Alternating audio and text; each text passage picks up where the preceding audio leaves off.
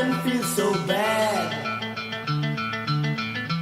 Everybody seems to Had a very slow day today. I was trying to call salary options and just could not make sense of them. Or I could make sense of them, but I didn't kind of find a model that I liked. But hey, that's what it is. We'll see how it goes in the long run. But yeah, one thing that I have now noted, if I do vigorous exercise, as I think my cycling, for me, it is vigorous exercise. It kind of leaves me feeling halfway all right.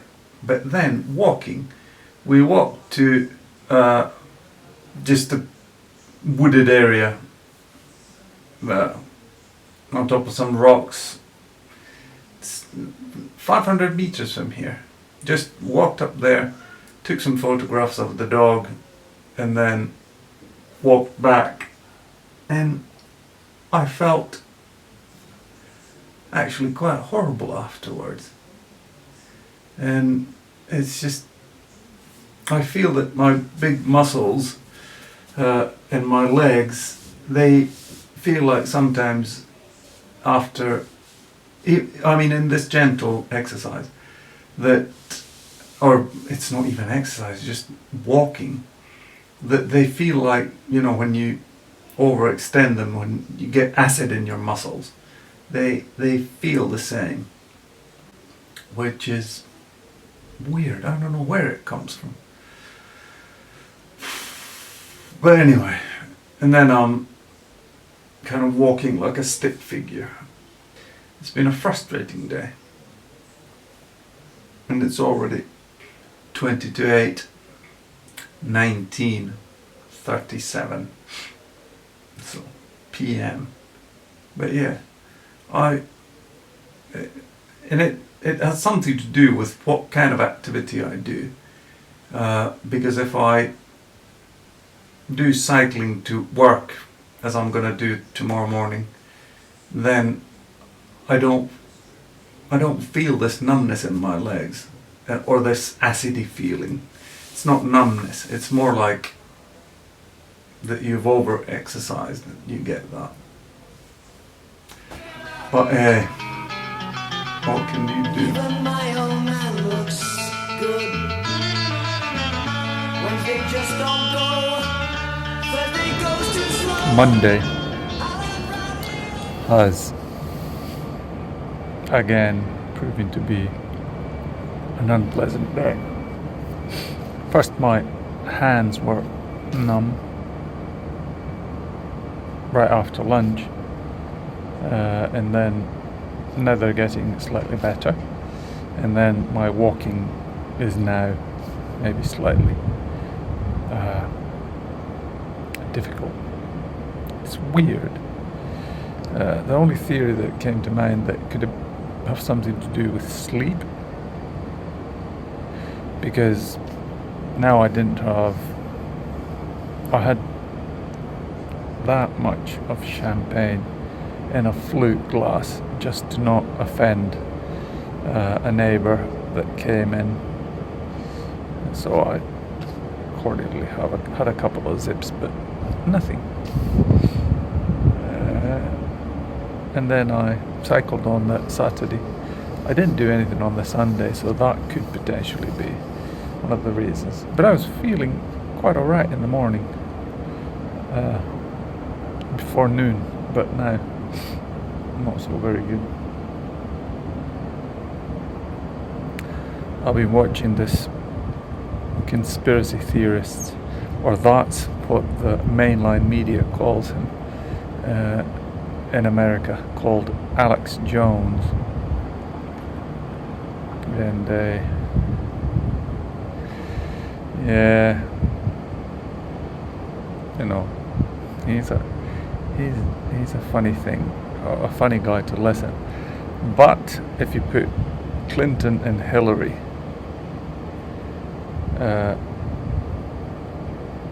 next to each other.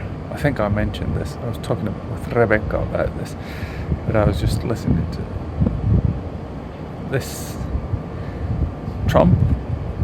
He's no Boy Scout.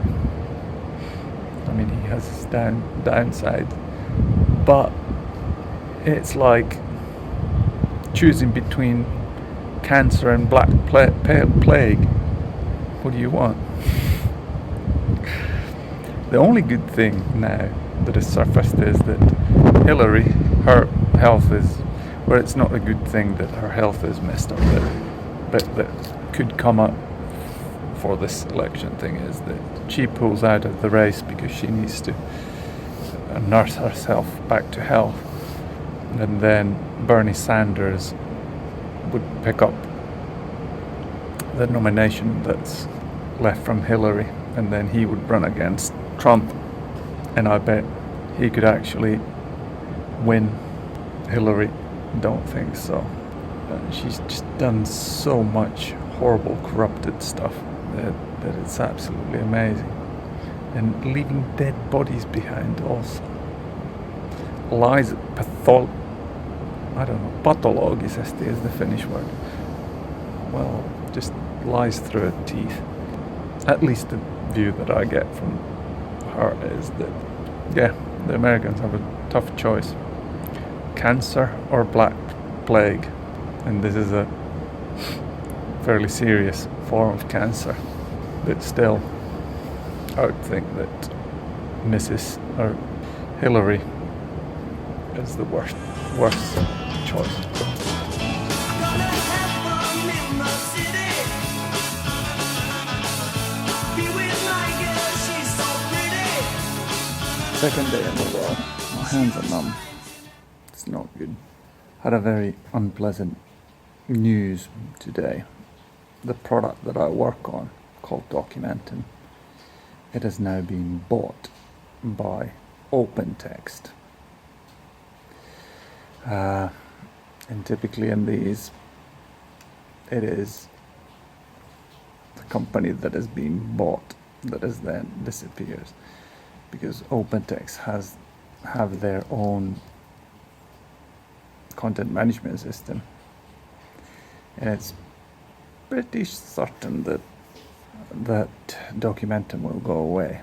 The only thing that they do not have in their product offering is something called Info Archive, which I have done, I think, 2 or 3 years worth of that. So that might be something. But it really, because that's our business. Our business is doing Documentum consultants. So what do? Interesting. I've been listening to a guy called Jay Smith.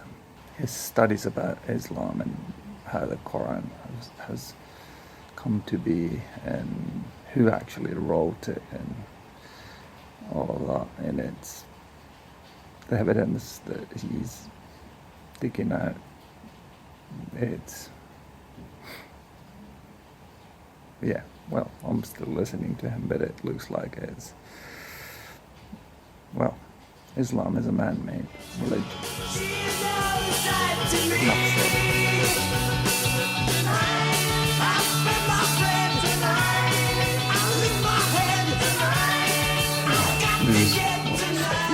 They have a big cellar facility with long corridors, and what do you call it? They have a fantastic facility in the sense that they have locker rooms, which quite a lot of companies don't have. And proper shower and a sauna, and then they have a big yard for bikes. So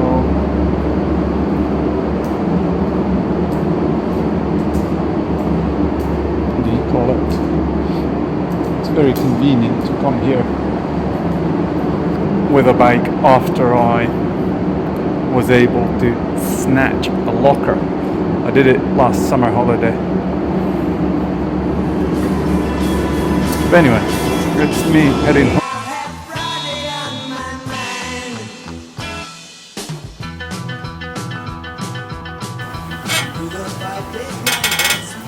So this weird Monday, Tuesday thing seems to continue.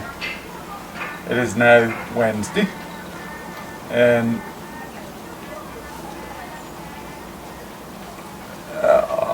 the whole of the day I felt a lot better than on both. Monday was the worst, then Tuesday was slightly worse, and then finally today felt good. Felt good cycling home.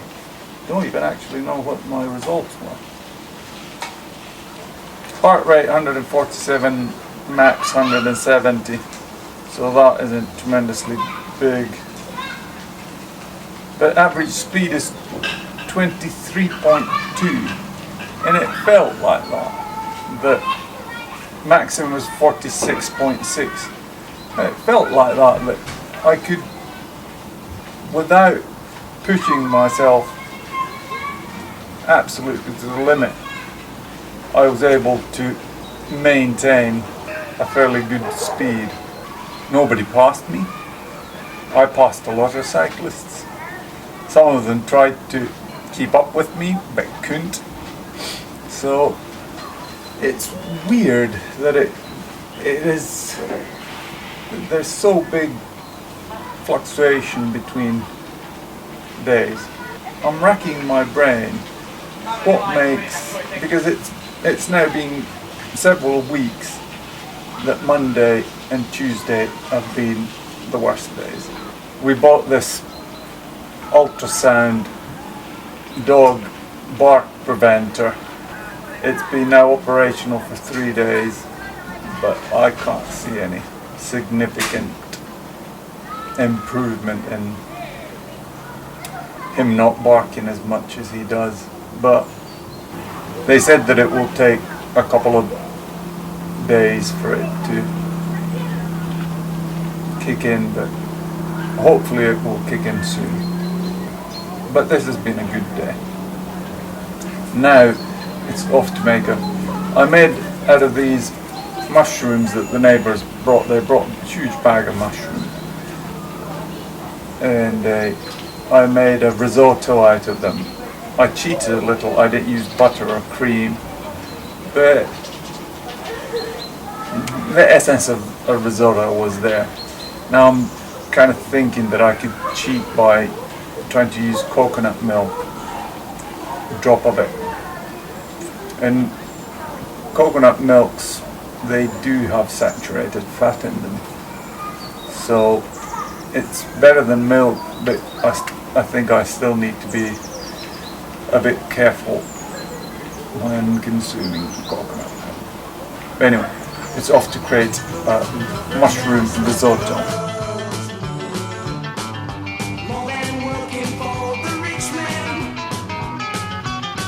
What can I say? Monday, Tuesday, feeling bad. I don't know how the lyrics go. I've got the weekend on my mind.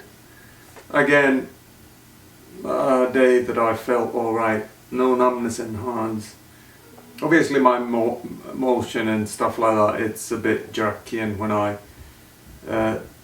throw my leg over the bike, it's a bit stiff. And but still, it has yet again been a good day, which is very positive. What's been on my mind is this open text acquisition of Documentum, that what will happen to our business, because we're a Documentum house. So what will we do? Oh yeah, that was something I meant to talk about. The name of the company. You maybe see me on having this shirt that reads Sardion. It is the Finnish name from Revelation. I'll read. It's one of the foundation stones from the New Jerusalem.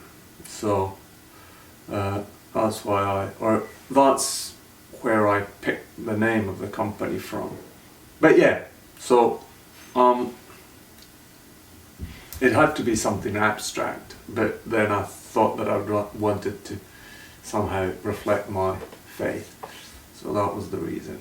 So yeah, I've been thinking what will happen to us, but after I got this prophecy about my Swedish work assignment, which there was Mark from Coastway Coast Vineyard came to our church, and he was teaching, and we were doing praying on healing on the streets. I was kneeling in front of Stockman's, which is, I think, one of the biggest department stores in Finland, with my mother. We were kneeling on the ground and praying for, at least I remember one guy, maybe there were more, I can't remember, but spending, and it was very, well, regardless of that, wondering with the wife, should we go and get prayer, because we're part of, or we are part of the congregation, and we were kind of the opinion, because we're in, at the time we were in the leadership team, so we thought, we can't cannibalize our own conference and let everybody else go, that we don't need to. But then for some reason we came to the conclusion that we'll go and have prayer. And Mark then prayed for me, and he directed his speech directly to me and said, your situation at your current workplace is this, and he listed, he gave a long list, and the funny thing was that this was the list that I've just given to Terhi, the same week, saying that, I feel horrible. The deal was that Nokia had a content management, and we were taking care of that. And then there was more than just content management, there were all sorts of products. They were outsourced to TCS. And then the work environment in Nokia, it was fairly horrible. They have something that Jorma Ollila launched, which is the culture of competition. I think it's, to an extent it's a good thing when let's say it happens on division level, so big entities compete, but it was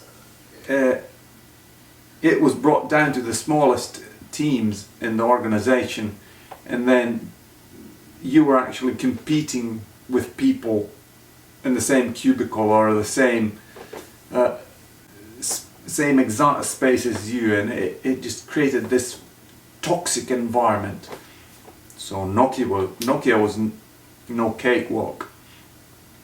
But then TCS, which is an Indian company, they had a completely different way of doing business.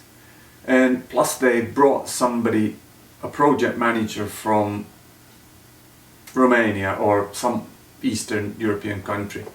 And he had a weird notion of the project manager being a know-it-all that would know everything and do everything.